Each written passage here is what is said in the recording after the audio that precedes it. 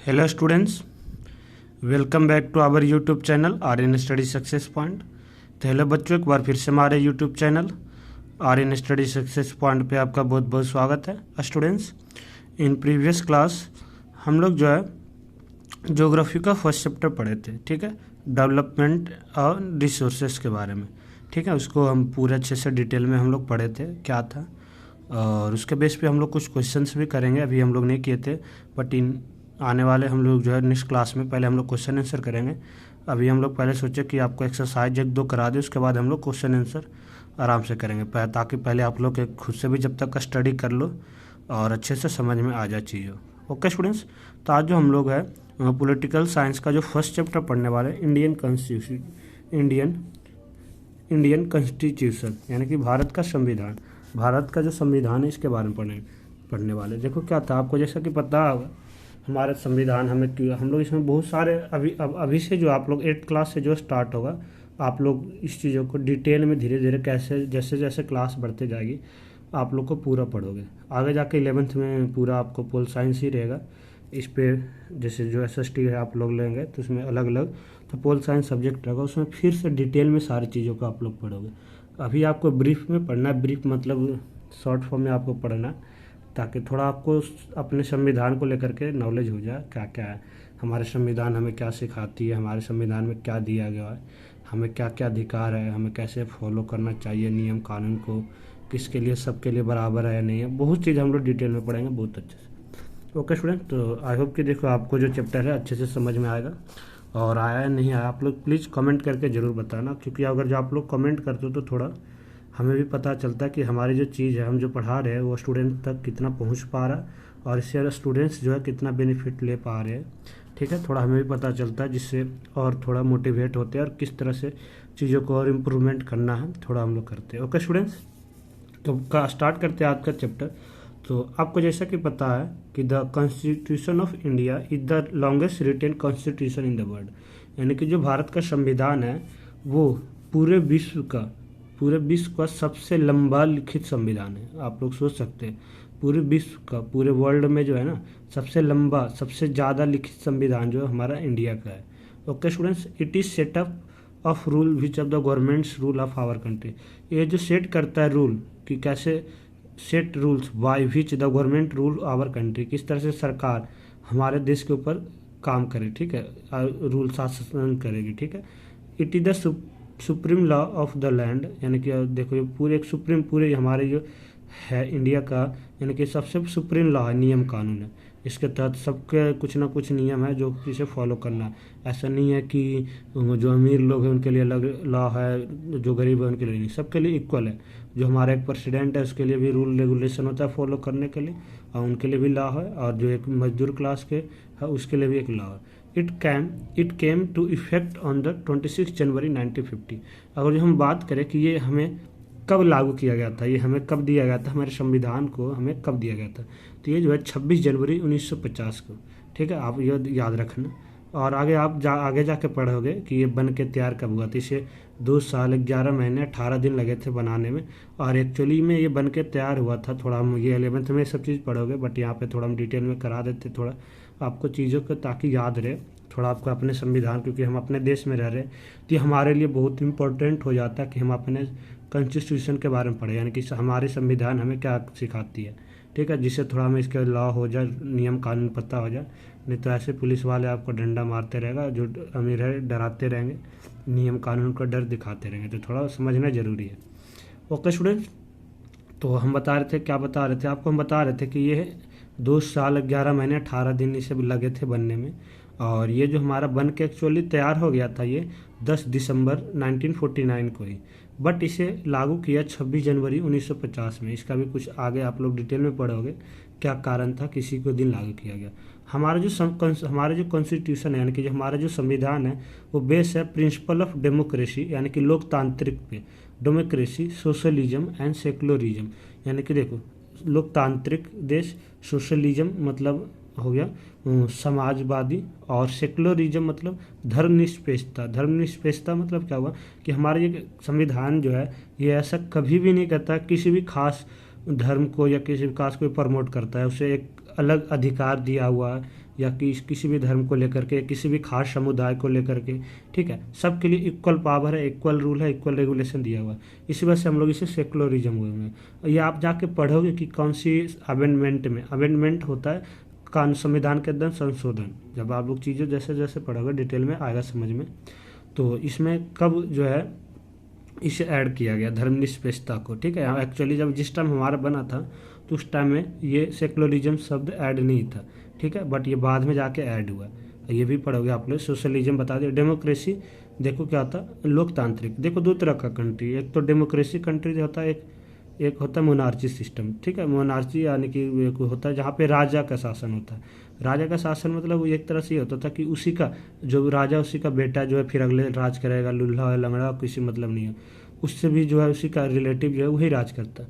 और डेमोक्रेसी मतलब क्या हुआ कि जनता के द्वारा चूज किया गया हुआ गवर्नमेंट, यानी कि जिसे जनता जो है, पब्लिक जो है जिसे चाहेगी उसे बना, जिसे यानी कि जैसे अब चुनाव इलेक्शन होगा, इलेक्शन होता है, वोटिंग होती है, इसमें जिस पार्टी की नंबर ऑफ मेजोरिटी ज़्यादा, यानी कि ज़्यादा मेजोरिटी में जो आती है और उसे क्या होता है उसी के गवर्नमेंट बनता है, उसी वही जो है हमारे ऊपर फिर क्या करता है, रूल करता है, ठीक है, शासन करता है एक तरह से। ओके स्टूडेंट्स, आई होप कि देखो आप लोग समझ रहे हैं डेमोक्रेसी क्या होता है, सेकुलरिज्म क्या होता है। तीन चीज़ें, डेमोक्रेसी क्या था, सेकुलरिज्म क्या था और सेकुलरिज्म क्या था। ये सब बहुत ही इंपॉर्टेंस हो जाता है आगे जाके। कभी कभी तो ये भी होता है कि 1 मार्क्स में इसका डिफिनेशन भी पूछ लिया जाता है कि what do understand by socialism, secularism, democracy, ठीक है। तो आई होप कि आप लोग को देखो समझ में आ रहा होगा चीज़ों को। आफ्टर देन हम बता रहे थे जो भीमराव अम्बेडकर है उन्हें हमारी the father of Indian constitution कहा जाता है, ठीक है। यानी कि जो भीमराव अम्बेडकर हो गए उन्हें कॉन्स्टिट्यूशन का पिता एक तरह से कहा जाता है। यानी कि यही जो थे बहुत बड़ा इंपॉर्टेंस रोल किए थे, यही हमारा जो तो पूरा इसका ढांचा एक तरह से यही लिखे थे, तैयार किए थे, इसी वजह से इन्हें फादर ऑफ कॉन्स्टिट्यूशन कहा जाता है। ऐसे तो बहुत सारे मेंबर थे, आप लोग जब आगे पढ़ोगे तो उसमें भी पढ़ोगे कि क्या क्या इनके मेंबर थे, ठीक है, कौन कौन से मेंबर थे। ड्राफ्टिंग कमेटी था, चेयरमैन था, बहुत सारे डिटेल में आप लोग पढ़ोगे। अब देखो यहाँ से आगे क्वेश्चन है, एक तरह से मान लो क्वेश्चन है, इसी में आंसर्स भी छुपा हुआ है। क्वेश्चन ये था कि what does country need a constitution, यानी कि किसी भी कोई भी देश हो उसे संविधान की ज़रूरत क्यों पड़ती है, कॉन्स्टिट्यूशन की ज़रूरत क्यों पड़ा, या इंडिया ही था तो उसे चलाने की क्यों है। तो देखो आप लोग नहीं है, अब नॉर्मली घर में ही आप लोग रहते हैं तो 5 से 6 लोग की फैमिली है, तो वहाँ पे भी कुछ नियम कानून होता है, किस तरह से हमें रूल रेगुलेशन फॉलो करना होता है। नहीं होगा तो पता चलेगा आपको भाई बहन में किस तरह से झगड़ा हो गया, क्या करते हैं नहीं, तो कुछ इस तरह से भी होता है रूल रेगुलेशन, यानी कि एक अच्छे से रेगुलर लाइफ जीने के लिए किस तरह से नहीं। अगर जो कॉन्स्टिट्यूशन नहीं होगा तो जो अमीर लोग होते पहले के ज़माने में, अमीर गरीब के ऊपर अत्याचार करेगा, काम कराएगा, इस तरह से वो। तो उसी में हम थोड़ा देखो, इसमें हम क्वेश्चन आंसर जानेंगे कि क्यों ज़रूरत पड़ा। तो कॉन्स्टिट्यूशन जो होता है lay certain ideals form on the basis of country that they by citizens aspire to live in, इनके जो संविधान होता है वो एक तरह से क्या करता है, आइडियल्स देता है कि किस तरह से ये देश है, किस वहाँ से लोग को, वहाँ के जो नागरिक हैं उन्हें रहने के लिए एस्पायर करता है। जैसे हम लोग क्या, हम लोग अपने आप को जैसे इंडिया में रहते हैं तो बहुत खुशकिस्मत मानते हैं कि एक हम लोग जो है क्या, जो डेमोक्रेटिक कंट्री में लगे हैं, लोकतांत्रिक कंट्री में सबका हमारा एक अपना अधिकार है, वोटिंग करने का अपना अधिकार है। हम लोग कहीं भी देश के कोई कोने में जाके आराम से जस्ट चिल घूम सकते हैं, खेल सकते हैं, ठीक है, कहीं भी जाके हम लोग, ऐसा हमें कोई नहीं रोकेगा, हमें कोई नहीं रोक सकता कि हम कहीं हम लोग कहीं भी जाके अपना रह सकते हैं, ज़मीन लेके वहाँ पे घर बना के रेंट पे रह के जैसे भी रह सकते हैं इंडिया का कोई भी कोने में, ठीक है। तो ये जो हमारा बताता है कि किस तरह से आइडल्स है कंट्री का, और लोग वहाँ पे नागरिक रहने को एस्पायर करते हैं वहाँ पे कि लोग यहाँ पे रहे। It tells about the fundamental nature of the society, यानी कि ये जो है हमारे सोसाइटी का किस तरह का नेचर है, फंडामेंटल नेचर जो है वो हमें बताता है। ओके स्टूडेंट्स, की क्या था। उसके बाद ये जो है थर्ड में था, it help serve as a set of rules and principle that all person in country can agree upon at the basis of the way in which they want the country to be govern, यानी कि ये हमें मदद करता है। It helps the serve as a set of rules, यानी कि हमें ये हेल्प करता है किस तरह से रूल्स को सेटअप करना है, यानी कि जो हमें शासन करने की जो प्रक्रिया होते हैं। अब जैसे जो प्रधानमंत्री जो हमारे पता है सेंट्रल में जो होता है वो प्राइम मिनिस्टर जो है वो रूल करता है, और स्टेट के अंदर जो होता है चीफ मिनिस्टर वो रूल करता है। तो इसे रूल्स को कैसे सेटअप करना है, क्या इसका प्रिंसिपल है, जितने भी पर्सन को वो क्या करता है, एग्री करता है, ठीक है, principle that all person in country can agree upon, जिससे सारे लोग सहमत होते हैं, तभी तो लोग सहमत होते हैं, फिर वोटिंग डालते हैं, फिर लोग जो वहाँ से जीत के आता है तो उसमें ऐसा नहीं है कि अब सब जो जीतता है सारे लोग उसी को वोट देते हैं, क्योंकि कुछ लोग तो जो विपक्ष में होता है उसे भी वोट देते हैं, लेकिन फिर उसे लोग मानते हैं कि हाँ चलो एग्री हो, ये जीते, ये जिस तरह से फिर सरकार काम करती है उस पर लोग एग्री भी होते हैं। On the basis of they want the country to be govern, किस तरह से करना है। ओके स्टूडेंट्स, इस तरह आगे जो था, और इसी में जो है और था जो इट फोर्थ में, this includes the types of government and also an agreement on certain ideals that they all believe the country should be uphold. यानी कि हमें क्या कहता है, ये इसमें ये भी इंक्लूड होता है कि जो गवर्नमेंट है and this in they include the types of government, यानी कि ये इसमें ये भी इंक्लूड है किस तरह की गवर्नमेंट होगी, किस तरह से सरकार होगी। हमें बताया सरकार किस तरह डेमोक्रेटिक होता है, और ऑल्सो एग्रीमेंट करता है आइडियल्स के बीच में, लोग के बीच में, ठीक है, कंट्री और लोग के बीच में एग्रीमेंट एक तरह से करता है। Certain ideals that they all believe the country should be uphold, यानी कि किस तरह से कंट्री को इन लोग आगे और बढ़ाएंगे, किस तरह से देश को, ठीक है, इसके बारे में। जैसे आपको पता था जब नेपाल में कुछ पहले मोनार्ची सिस्टम था तो वहाँ पे क्या आता था, it reflect the final authority of the king. ये जो क्या कहता था यहाँ पे ये था कि कोई भी चीज़ होता था तो राजा का जो फाइनल अथॉरिटी था उसी के ऊपर निर्भर करता था, राजा जो चाहता था वही, मोनार्ची सिस्टम हम बताते। After transition of the Nepal into democracy, अब जैसे ही नेपाल में डेमोक्रेसी यानी कि लोकतांत्रिक में वहाँ भी बदलाव हुआ, it started the process of the writing the new constitution for the country. फिर वो क्या था, वहाँ भी लोगों के लिए संविधान लिखाना स्टार्ट हो गया, ठीक है, न्यू कॉन्स्टिट्यूशन यानी कि नया संविधान में किस तरह से रूल करना है, राज्य लोगों के ऊपर क्या फॉलो होगा, ठीक है, ताकि एक अपना संविधान कैसे देश को चलाना है एक तरह से वो स्टार्ट किए। इन्हें और फिर हम बता रहे थे देखो इन्हें डेमोक्रेसी यानी कि डेमोक्रेसी में क्या होता है, leader exercise their power responsibly and behalf of the people, it defines the country political system. यानी कि लोकतांत्रिक देश में क्या होता है, नेता जो होते हैं, लीडर्स यानी कि जो नेता होते हैं अपने पावर को एक्सरसाइज करते हैं, यानी कि लोग तक पहुंचाते हैं कि किस तरह से हम लोग आज जो सत्ता की हम बात करें, यानी कि जो अभी गवर्नमेंट के सिस्टम है, तो लोग को तो भी चाहता है कि हम अच्छे से अच्छे काम कर सके जनता के लिए, ताकि हमें और आगे अगले 5 साल फिर हमें दोबारा वोटिंग दे, हमें बहुमत दे, हम चला सकें। यानी कि जो भी लीडर अच्छे से काम करता है, जो अपोजिशन में होता है वो भी लोग के पास जाता है, कुछ देखते हैं गलत काम होता है तो वो भी सरकार के ऊपर आवाज़ उठाती है कि नहीं ये गलत हो रहा है, ऐसा नहीं होना चाहिए, जनता के बीच में लेकर के, ठीक है। और इस तरह से जो है लीडर जो होते हैं अपने उसका पावर का सब लोग यूज करते हैं, रिस्पॉन्सिबल होते हैं पीपल के बिहाफ पे। और इसी तरह से पूरा पॉलिटिकल सिस्टम यानी कि एक राजनीतिक प्रक्रिया का क्या होता है, फॉर्म करता है कंट्री के अंदर, और सब लोग करते हैं। फिर लोग पे जनता जिस पे ज़्यादा विश्वास करती है कि हाँ ये लगता है नहीं भाई ये हमारे लिए कुछ कर सकता है, तो उसे वोटिंग करती है। फिर जो ज़्यादा वोटिंग आता है उसे वो हमारे फिर क्या होता है उसके भी आगे प्रोसेस होता है किस तरह से कि वो देश पे रूल करेगा, तो 5 साल तक राज करता है। फिर अगर जो 5 साल तक बैठ गया, अगर जो बीच में कुछ ऐसा लग रहा है कि वो नहीं कर रहा है सही से काम, तब बीच में भी कुछ कर सकते हैं, बीच में ठीक है वोटिंग होती है। नहीं तो फिर ऐसे 5 साल तक हमारा बीच में 5 साल तक है कि 5 साल तक वो राज करेगा, फिर दोबारा 5 साल के बाद वो फिर से वोटिंग होगा। अगर जो अच्छे काम किया जनता चाहेगी उसे तब तो दोबारा उसे सीट पर बिठाएगी, अदरवाइज कोई और दूसरा आ जाएगा जिसे जनता चाहेगी, ठीक है। तो ये हमारा पूरा पॉलिटिकल सिस्टम को मैनेज इस तरह से फॉर्म करता है। डेमोक्रेटिक सोसाइटी जो होती है, the constitution lay down the rules and the guard against the miss of the authority of the political leader. यानी कि देखो डेमोक्रेसी सोसाइटी यानी कि एक लोकतांत्रिक सोसाइटी में क्या होता है, कॉन्स्टिट्यूशन यानी कि जो संविधान है वो ले डाउन करता है rules the guard against the miss authority of the political leaders.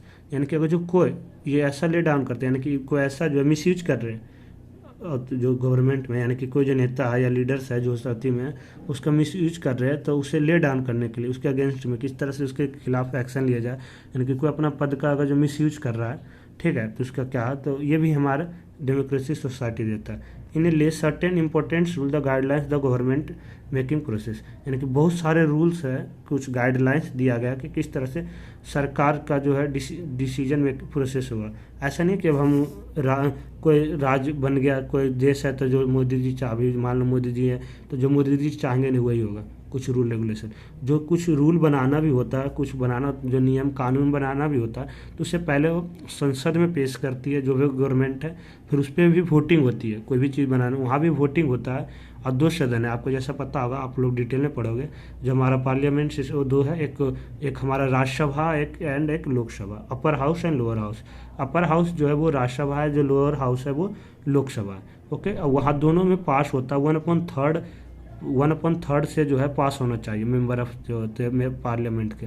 फिर वो जाके तो वहाँ से जब बिल पास होता है तो एक रूल के फॉर्म में होता है, फिर वो कहा जाता है राष्ट्रपति के पास, राष्ट्रपति उस पर साइन करता है तो एक कानून प्रक्रिया बन जाता है। फिर इसमें भी होता है कि लोग चैलेंज कर सकते हैं, जो लोग लग रहा है इसके ऊपर कि चैलेंज करना है तो फिर सुप्रीम कोर्ट में चैलेंज करता है, तो फिर वहाँ से और जो कुछ रिफॉर्म की ज़रूरत है तो रिफॉर्म दोबारा उसे करते हैं। अगर जब तक कोई भी बिल, अब जो जितने भी सदन में मेंबर ऑफ पार्लियामेंट है, दोनों सदन में जो नहीं पास होता जब तक वो कानून नहीं बन सकता।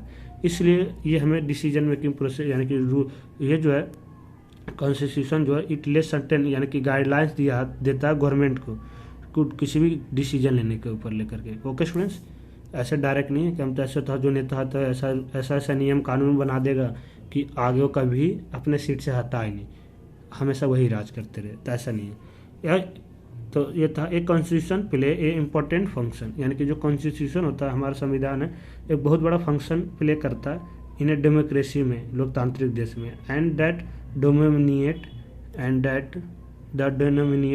The groups does not use the power against any person and group organisation, यानी कि संविधान जो था हमारे कंट्री में बहुत बड़ा इंपॉर्टेंट, हम वही बता रहे थे कि कोई भी ऐसा लोग हैं जो किसी भी अपने पावर के अगेंस्ट नहीं करे, कोई भी पर्सन हो गया मिसयूज नहीं कर सकता है किसी भी ग्रुप के ऊपर, किसी भी संस्था हो गया कि कोई भी ग्रुप लोग हो गए, अपने पावर्स को कोई भी मिसयूज नहीं कर सकता, आप अपने पावर के खिलाफ किसी को ऐसा नहीं कर सकता। इसलिए इसमें भी ये दिया गया।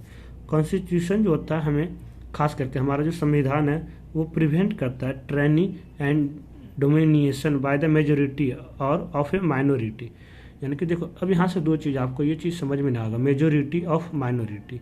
माइनॉरिटी देखो क्या होता है, अगर जो हम हिंदी में बात करें तो अल्पसंख्यक क्या होता है, अल्पसंख्यक।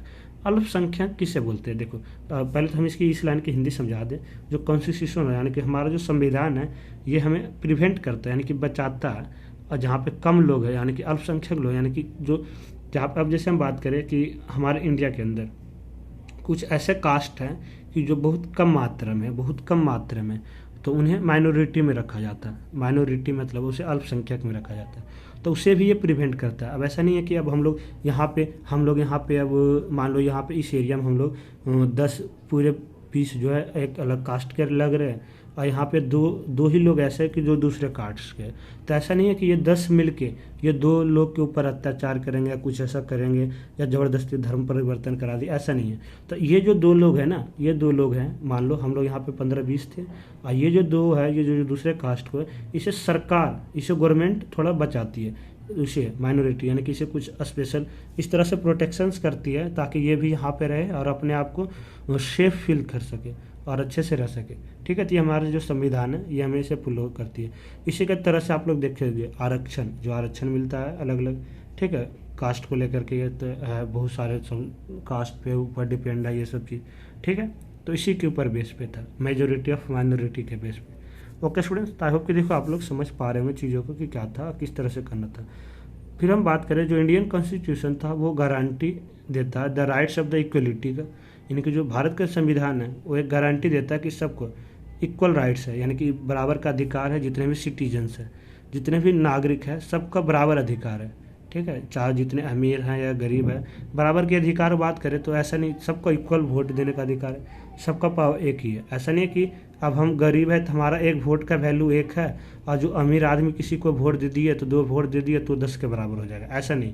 सबका इक्वल राइट्स है, सबका बराबर अधिकार है, सबका वोट करने का अधिकार है, सबकी मान भी उतना ही है, जितना उसकी वैल्यू है उसका उतना ही, तो equality. And said that no citizen can discriminate on the basis of religion, caste, gender, race और ईटीसी। और साथ साथ ये भी कहता है कि जितने भी नागरिक हैं वो किसी के साथ डिस्क्रिमिनेट, मतलब देखो भेदभाव, डिस्क्रिमिनेट मीन्स क्या होता है, भेदभाव, यानी कि जितने भी जो नागरिक हैं वो किसी के उसके किसी पे भी डिस्क्रिमिनेट नहीं किया, किसी के ऊपर भेदभाव नहीं होगा किसी भी चीज़ को लेकर, या तो धर्म को लेकर के, या उनके कास्ट को लेकर के, या उसके जेंडर को लेकर के, या रेस को लेकर के, यानी कि किसी भी प्रकार का कोई भी भेदभाव, कोई भी डिस्क्रिमिनेट नहीं देता। ये हमारा इंडियन कॉन्स्टिट्यूशन था। तो आई होप कि देखो आप लोग समझ पा रहे होंगे, आप लोग समझ पा रहे होंगे कि हमारे भारत में किसी भी देश को संविधान के लिए क्यों ज़रूरत है। ठीक है, तो ये जो हमारे संविधान में ये सब चीज़ देता है, इसीलिए हमें, आई होप कि आप समझ गए होंगे कि अब हमारे लिए संविधान कितना ज़रूरी है। और पहले का जो मोनार्ची सिस्टम था, यानी कि हम लोग तो नहीं, लेकिन जो आज़ादी से पहले जो थे एक तरह से, और हम लोग क्या थे, किसी के गुलाम थे और उसे राजा का शासन होता था, तो वो कितना डिफ़िकल्ट होता है, कितना मनमानी करते थे लोग। हम लोग जैसे चाहते हैं जहाँ घूम लेते हैं, ये करते हैं, कितना आज़ादी, हम लोग कितना लकी है कि हम लोग एक इस तरह से कंट्री में रह रहे हैं जहाँ पर डेमोक्रेटिक सिस्टम है। ओके स्टूडेंट्स, तो आई होप कि आप लोग देखो समझ पा रहे होंगे चीज़ों को किस तरह से करना था और क्या था। बाकी जो हम लोग नेक्स्ट क्लास में पढ़ेंगे थोड़ा डिटेल में, हम चाहते थोड़ा जितने आपकी है आगे क्लास में जाओ ताकि आप लोग अच्छे से समझ सको इस सब चीज़ों को, तो बेस आपको मजबूत हो जाए, इस वजह से थोड़ा डिटेल में हम चीज़ों को समझा रहे हैं। ओके स्टूडेंट्स, तो आई होप कि आज के लिए इतना ही होगा। बाकी जो हम लोग हमारा इंडियन कॉन्स्टिट्यूशन, की ऑफ इंडियन कॉन्स्टिट्यूशन, यानी कि क्या क्या फ्यूचर है भारतीय संविधान का, क्या क्या फ्यूचर है, वो हम लोग नेक्स्ट क्लास में करेंगे। ओके स्टूडेंट्स, आज के लिए इतना ही, तो हम लोग फिर मिलते हैं नेक्स्ट क्लास में नेक्स्ट टॉपिक के साथ। जब तक आप लोग घर पे सुरक्षित रहिए, और आई होप कि आप लोग हमारे साथ जुड़ के अच्छे से पढ़ रहेंगे। Okay student, so thank you for watching, see next time, thank you so much.